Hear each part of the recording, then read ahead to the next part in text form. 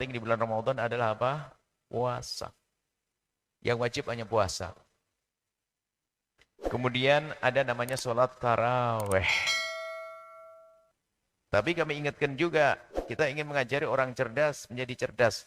Sholat taraweh memang sholat yang luar biasa, yang dikerjakan di malam bulan Ramadan. Tapi tidak bisa mengalahkan sholat ba'diyah, isya. Tidak bisa mengalahkan sholat duha. Tidak bisa mengalahkan sholat witir. Maka dari itu tolong setelah sholat isya, ba'diyah dulu. Karena ba'diyah itu martabatnya mendekati sholat fardu. Kemudian sholat witir. Baru nanti sholat itu tingkatannya semacam itu. Jadi sholat yang paling tinggi pahalanya sholat fardu. Tingkatan kedua adalah sholat yang dikukuhkan, qobliyah ba'diyah. Biarpun tidak semuanya, biar tidak usah susah menghafalnya, anggap saja qobliyah ba'diyah. Jangan tinggalkan qobliyah sama ba'diyah. Kemudian yang satu tingkat dengan qobliyah ba'diyah, maka jangan ditinggalkan di bulan Ramadan, duha. Sama witir. Sehingga jangan sampai Anda tidak sholat duha. Sholat duha minimal 2 rakaat. Kalau bisa sampai 8 rakaat. 2, 8 rakaat. Baik, kemudian sholat raweh. Sebisa mungkin paling banyak. Anda ikut yang paling banyak, ini Ramadan. Jangan sampai ikut yang sedikit. Perbanyak. Karena bilangan sholat tarawih tidak ada bilangan dari Nabi SAW yang kami hadirkan dalam bab sholat tarawih. Yang ada riwayat tarawih Nabi pernah melakukan sholat tarawih diikuti sahabat Nabi hari pertama, diikuti malam pertama, malam kedua diikuti, malam ketiga diikuti, malam keempat diikuti, lalu Nabi tidak keluar lagi karena takut diwajibkan. Itu tarawih. Jadi tarawih, bilangan tarawih Nabi Muhammad tidak ada. Supaya Anda tidak usah meributkan. Berapapun sholat yang dikerjakan adalah menjadi amal yang baik di malam Ramadan. Aneh sekali kalau orang meributkan, membid'ahkan 8 bid'ah atau 20 bid'ah, ini adalah keunikan. Karena sholat tarawih Nabi tidak ada bilangannya. Yang mengatakan sholat tarawih Nabi adalah 8 hadis Siti Aisyah, dia juga menfitnah lagi, karena itu kisah sholat witir. Witir Nabi adalah 11 rakaat.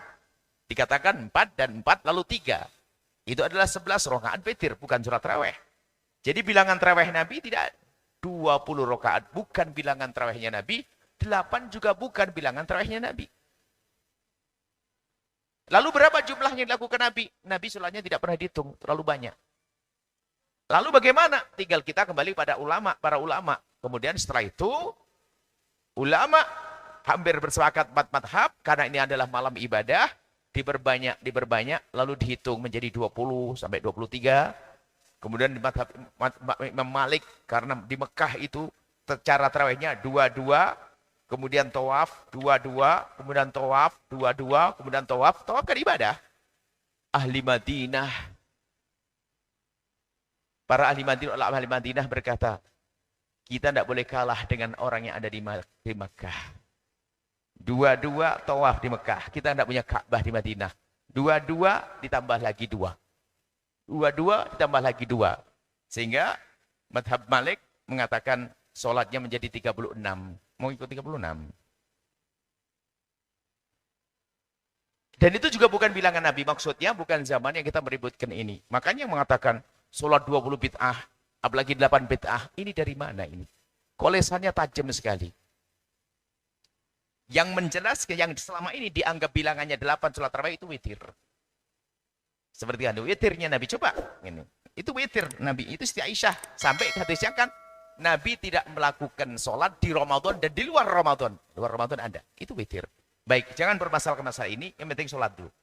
Kemudian ada beberapa hal yang ingin kami hadirkan juga. Ini ilmu. Dalam keadaan tertentu, bukan berarti Anda keluar dari masjid. Mungkin Anda dalam bepergian. Yang suka mengganggu orang tarawih itu adalah buka bersama. Kan? Yang sungguh. Kalau sudah buka bersama, ini sudah hilang tarawih. Mau tarawih di tempat, pulangnya kemalaman. Mau tarawih di rumah, pasti ketinggalan. Cuman buka bersama, jangan 30 hari full buka bersama terus. Ya.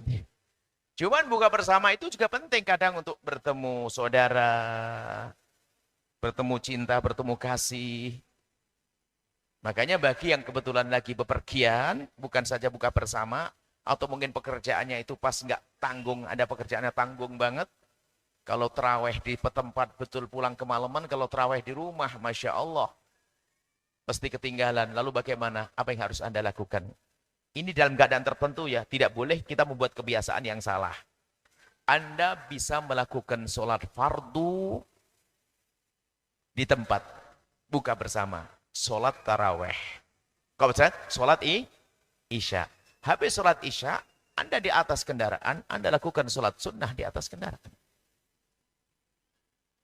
Tapi jangan disalahpahami langsung nanti iseng. Pak, mending naik mobil aja yuk, jalan-jalan nanti ke rumah paman, tarawih. Wah ini Anda aneh.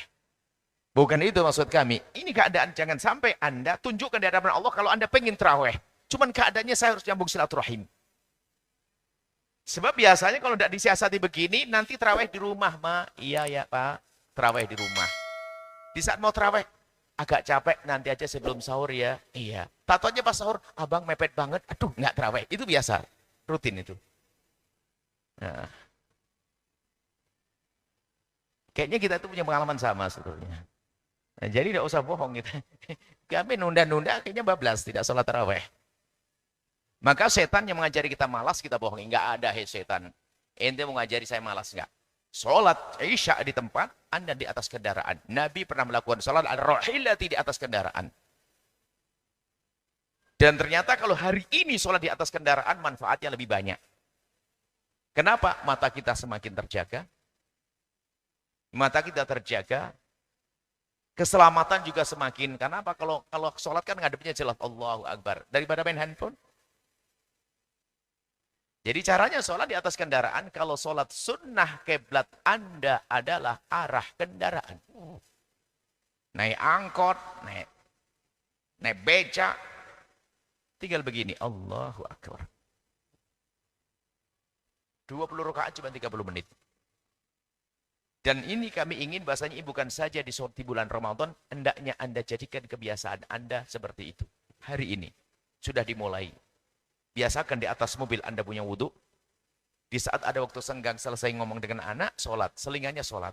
Setelah itu, sebentar sayang, sholat. Allahu Akbar. Sholat seperti bacaan biasa, rukuknya merunduk.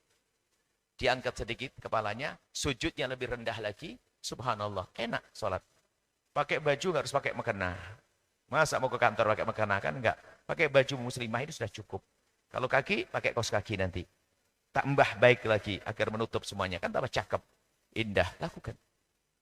Sehingga kalau ada ustadz sholatnya 100 rakaat, gimana ceritanya? Lah sholatnya gampang. Ustadz pinter nyiasati waktu. Bisa di atas kendaraan sampai di rumah.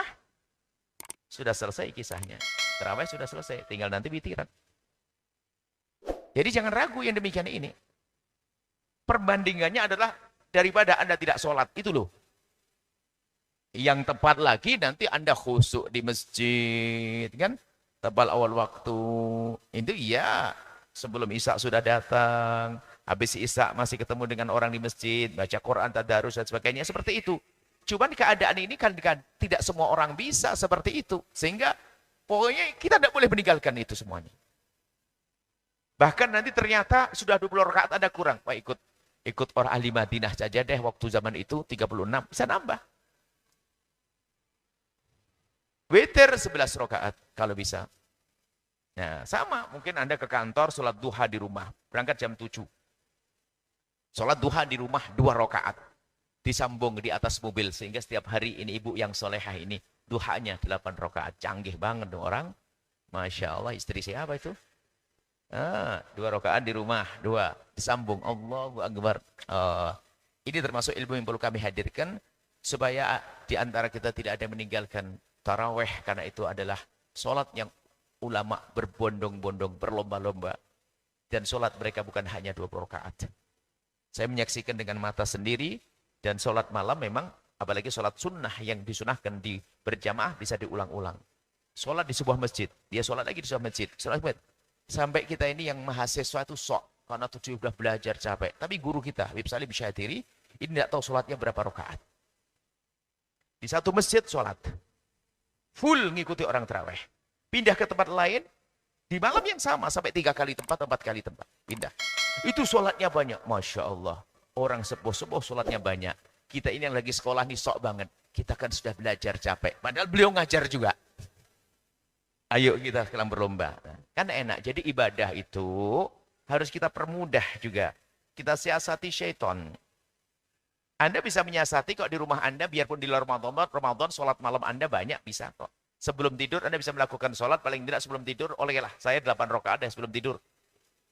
Supaya witir saya 11, nanti malam 3. Bagaimana? Anak Anda kamarnya 4. Kamar 1. Atau tiang rumah. Tiang 1, 2 rakaat. Tiang 2, 2 rakaat. Di dapur sambil ngangetin nasi 2 rakaat. Sambil itu nunggu suami 2 rakaat. 4 rakaat. Coba aja, Anda tidak akan jenuh. Setan kalah dengan Anda.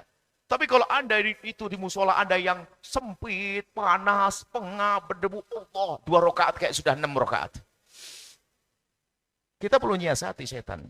Baik, ini adalah tentang tarawih, ibadah tarawih. Kemudian ada ibadah puasa. Jangan sampai kita hanya mendapatkan lapar dan dahaga, cuman puasa ada ilmunya. Kami perlu hadirkan singkat ya, bab fikih puasa.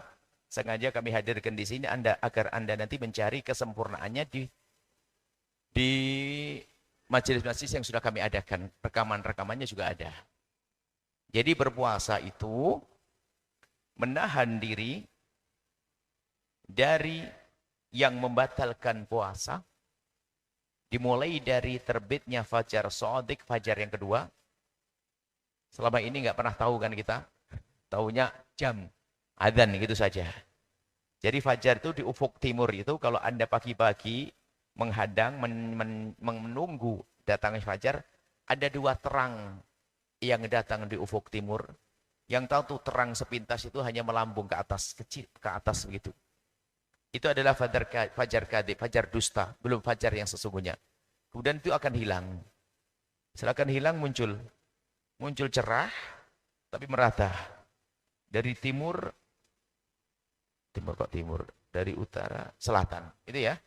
Ya saya kan bingung. Saya di sini pun sholat saya ngadep ke selatan, ke timur. Saya itu enggak bingung ya. Tahu orang bingung ya?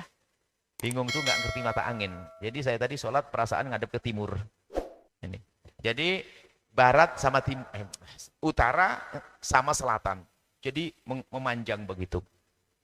Itu kalau kita melihat di alam nyata. Tapi kita bisa juga berpedoman dengan jam-jam yang sudah ditemukan di aplikasi-aplikasi, sudah cukup. Itu sudah namanya dhon. Dalam pembahasan waktu cukup dengan dugaan. Yang enggak boleh enggak menduga.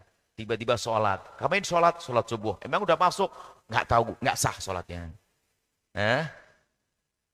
Harus menduga bahwasanya sholat sudah masuk dan memang